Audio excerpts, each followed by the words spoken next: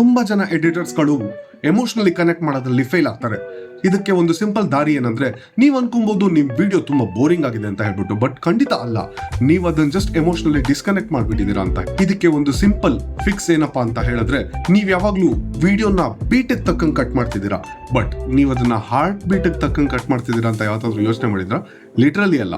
ನೀವ್ ಯಾವತ್ತಾದ್ರೂ ಮ್ಯೂಸಿಕ್ ನ ಕಂಟಿನ್ಯೂಸ್ ಆಗಿ ಪ್ಲೇ ಮಾಡ್ಬಿಟ್ಟು ಒಂದು ಪಾಸ್ ತರ್ತೀರಾ. ಆ ಸಿಂಕ್ ನ ಬ್ರೀತ್ ಆಗಕ್ಕೆ ಒಂದು ಸ್ಮಾಲ್ ಟೈಮ್ ಕೊಡಿ. ಆ ಮ್ಯೂಸಿಕ್ ನ ಸಿಂಕ್ ಆಗಕ್ಕೆ ಒಂದು ಸ್ಮಾಲ್ ಟೈಮ್ ಕೊಡಿ. ಇದ್ರ ಎಫೆಕ್ಟ್ ಏನಪ್ಪಾ ಅಂದ್ರೆ, ವ್ಯೂವರ್ಗೆ ನೀವು ಏನು ಹೇಳಿಲ್ವೋ ಅದು ಕೂಡ ಕೇಳಿಸೋದಕ್ಕೆ ಸ್ಟಾರ್ಟ್ ಆಗುತ್ತೆ ಆ ಮ್ಯೂಸಿಕ್ದು ಪಾಸ್ನಲ್ಲಿ. ನೀವು ಅಬ್ಸರ್ವ್ ಮಾಡಿರ್ಬೋದು, ಹೀರೋ ಆಗಲಿ ಯಾರಾದ್ರೂ ಪ್ರೋಟೋಗನಿಸ್ಟ್ ಆಗಲಿ ಒಂದು ಪವರ್ಫುಲ್ ಪಂಚ್ ಲೈನ್ನ ಕೊಟ್ಬಿಟ್ಟು 1 ಸೆಕೆಂಡ್ ಸೈಲೆನ್ಸ್ನ ಕೊಡ್ತಾರೆ. Yes, that's the place where the emotion lands actually.